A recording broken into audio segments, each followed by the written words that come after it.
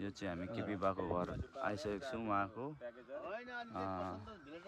यो चाहिँ के अरे दाइ, कुन ठाउँ के अरे? यो चाहिँ आठराईको छातेढुङ्गा मन्दिर युवा गाउँ रहेछ होइन। यो चाहिँ केपी बाको घर चाहिँ टक्क नजिकै।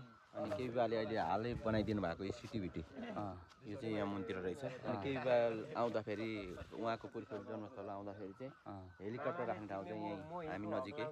अनि हामी चाहिँ आज यो हाम्रो ग्रुप चाहिँ हामी यो झापा मोरङको साथीहरू चाहिँ यहाँ गेम मेला भर्नको लागि, अनि हाम्रो यहाँ सानो गेम पनि ब्याडमिन्टन यहाँ टुर्नामेन्ट भएको कारणले गर्दा हामी सहभागिता जनाएको त्यो साथसाथै हामी चाहिँ अहिले टक्क अनि त्यहाँबाट चाहिँ आज केपी बाको घर घुम्न जाउँ भनेर चाहिँ टक्क यहाँ आएको। र केपी बाको घर चाहिँ त्यो पर खरको छानोले टक्क बनाइएको रहेछ।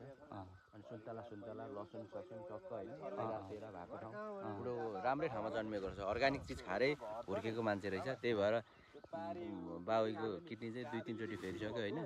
त्यो पहिले नै धुवा धुलोले अलिकति असर गरेको होला गाउँघरमा, त्यही भएर नै एकदम बलियो हुनुहुन्छ होइन उहाँ, सिमेन्ट जस्तो लास्टै बलियो नि। मै पनि धेरै पार्नु भयो होला एक समयमा उहाँले। मै त अब कति बारीको कामतिर उता सबैतिर पार्नु भयो नि।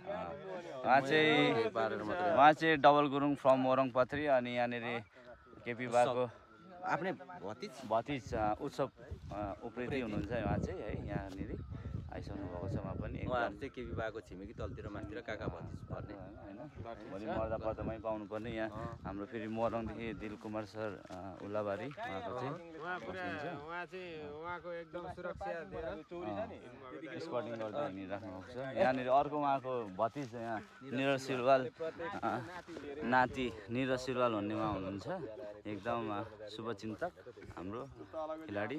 यहाँ हाम्रो हेम दाई आउनुहुन्छ सबै मोरङदेखि। यहाँ हाम्रो राजु दाई र अर्को एउटा केपी बासँगै पढ्नु भएको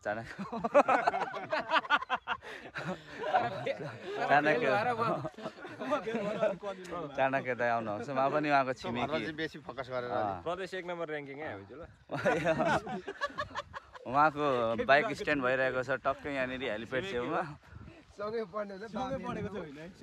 चाहिँ केपी बाको घर, यो चाहिँ देख्नुभयो केपी बाको घर रहेछ हजुर। उहाँले चाहिँ 9 पढ्नु भएको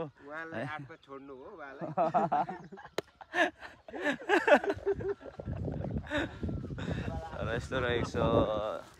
यो चाहिँ रहेछ उहाँको स्टुडेन्टहरू पनि आउने समय भइसकेको छ। यो चाहिँ उहाँको घर ल। अनि के थप भन्न चाहनुहुन्छ हाम्रो डबल गुरुङ? ठिक छ, स्वर्गको जस्तो टुक्रा ठाउँमा आएर हामीले यसरी हाम्रो आफ्नो 2 शब्द राख्न पाउँदा हामी धेरै खुसी छौँ होइन। त्यसैले अब साथीहरू पनि यहाँ धेरै आउनु भएको छ। हामीलाई पनि समयको बावजुद अब केही समय हामी केपी बाको यसो गरेर हामी पनि अब गेम खेल्न आएको टक्क माथि जानेछौँ। आजको हामी छुटौँ होला। ओके बाई, धन्यवाद। उहाँको पनि टिकटकको प्रस्तुति एकदम दामी छ, हल्का फल्का कहिले काहीँ उहाँको नृत्यहरू ल। धन्यवाद गाइस।